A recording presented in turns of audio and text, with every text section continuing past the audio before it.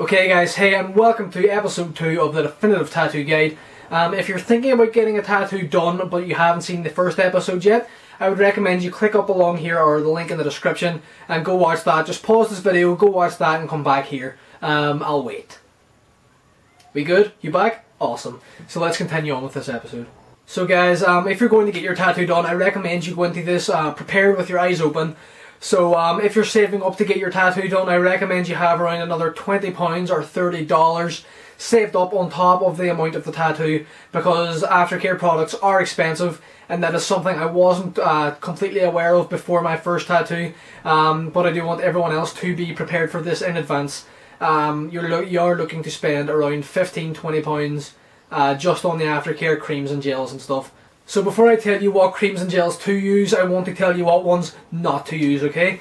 So make sure you don't use anything that's really super thick, anything that is alcohol based, nothing scented, and preferably nothing petroleum based. Here are just a few examples of what to make sure you avoid. There's a lot of miscellaneous advice on the internet about what to use on your tattoos. I've researched this myself, and it's kind of just a clusterfuck of contradicting information. So first off, Vaseline, stay away from it, okay? Vaseline is petroleum based and it's a very, very, very thick product, and there's also scented forms of Vaseline. The chemicals that actually make it scented are going to damage the colour of your tattoo, and the fact that it's so thick, it won't actually allow your tattoo to breathe or heal and may lead to an infection. So completely avoid Vaseline, folks, before we even start. Another one I see recommended is this pseudo cream. Pseudo cream is for nappy rashes, okay folks? It doesn't double in its function as anything else. It's too thick. Do not use it on your tattoos. Again, the same problems as the Vaseline will result in it being too thick, the tattoo not breathing, not healing properly, and colour fading. And yet another one, folks, double base gel. I've had this one recommended by people on Yahoo Answers and so on. Again, even you can tell from looking at this here, this is much too thick. Do not put this on your tattoo. Same problems as the others. Won't be able to breathe, no healing, and possible infection. So we aren't moving on to the do's just yet. We're staying with the don'ts.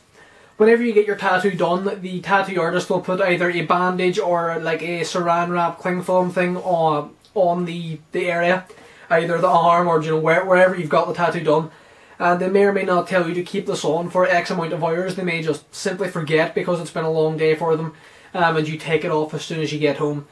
Keep it on between 2 and 4 hours just to let the ink and everything settle before you go rubbing at it. First thing you're going to want to do when you take off the bandage or saran wrap or anything else is you're going to want to wash the tattooed area with warm water, not super hot water, just warm water. And if possible, antibacterial unscented soap. The unscented part is very, very important, because the chemicals which do scent soaps are actually like harmful to your tattoo, the colour and everything else, and actually its lifespan. So immediately avoid anything alcohol based or scented. If you don't have access to those kinds of soaps, you can just wash it with warm water, because that's what I do. Now when you do wash the tattoo, you're going to want to make sure you don't, kind of scrub it dry like this. You're only going to want to pat it, okay? This is all advice your artist probably will give you, but just in case you're watching this video in advance of getting a tattoo done, or say if it's a friend or something doing your tattoo, they may not, pass off this advice.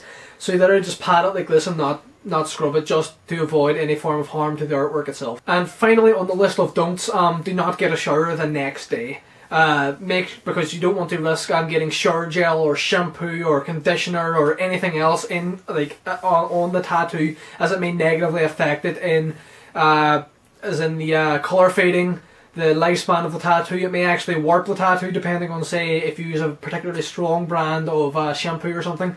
So let's move on to the list of some do's. Okay guys, so if you want the tried and tested best bet of what Aftercare products to use, don't listen to the miscellaneous advice that's different and contradicting all over the internet. Just watch this video and do what I say. Now first of all, this piece of advice isn't coming from me. This piece of advice is actually coming from Kat Von D. If you're interested in tattoos at all, you have heard of Kat Von D. And she has recommended this, and now I do recommend this after trying it out. I recommend using Eucerin Aquaphor Skin Soothing Gel for the first week after getting your tattoo done.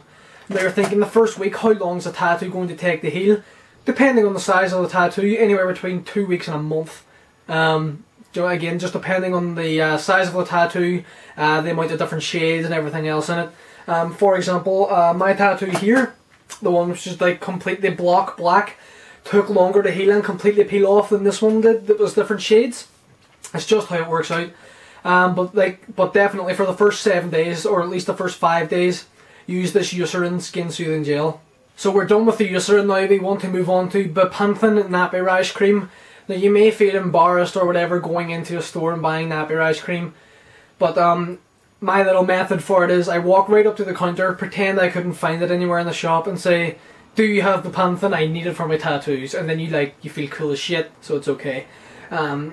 So you got your Bepanthen, and you're going to want to put it on your arm between 2 and 4 times a day, the same as the Eucerin. Okay, you're going to want to make sure the tattoo is completely hydrated and moist at all times. You don't ever want it dry and cracking, you know.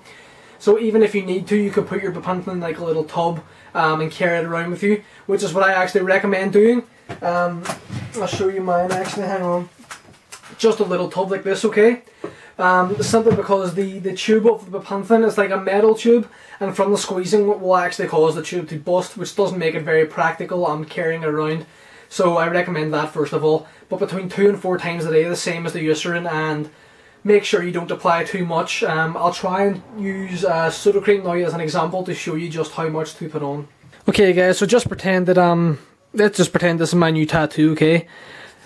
Some people will put it on like that and say, okay, the thing's on. It's not showing up really well on the camera, but I'm sure you can see it there. It's still like white and stuff. What you're going to want to do is, I know I'm not in shot, don't judge me.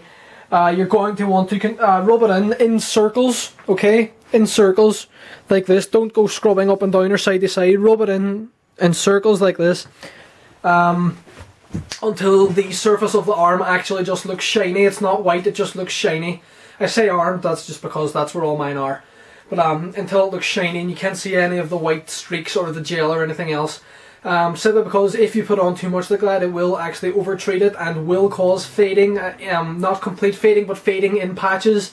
And I'm sure people out there who have had a lot of tattoos have experienced this at one point or another, where we just get lazy and we don't want to rub it in the whole way and we just fire it on and don't pay much attention, and then that happens. So again, just completely make sure you use the right amount and don't use it too often. Okay guys, well thank you very much for watching this video. I do hope it was helpful and informative to people. As the same way I hope the first episode was helpful and informative to people. I know the first episode came out months ago and I've literally only just made this one. My apologies. But this will be my last episode in the actual Tattoo Aftercare, the Tattoo Care series, because there isn't much to talk about anymore. We've done the pre-tattoo and now we've done post-tattoo. So it's all finished. I may start giving piercing advice or something else, but we don't know about that yet. So thank you for watching, guys. If you have any questions about Tattoo Aftercare or anything I didn't cover, feel free to either inbox me or just leave a comment on this video. I will reply. So if you like this video, please subscribe, press the like button. Thank you very much. And I guess I'll see you guys next time.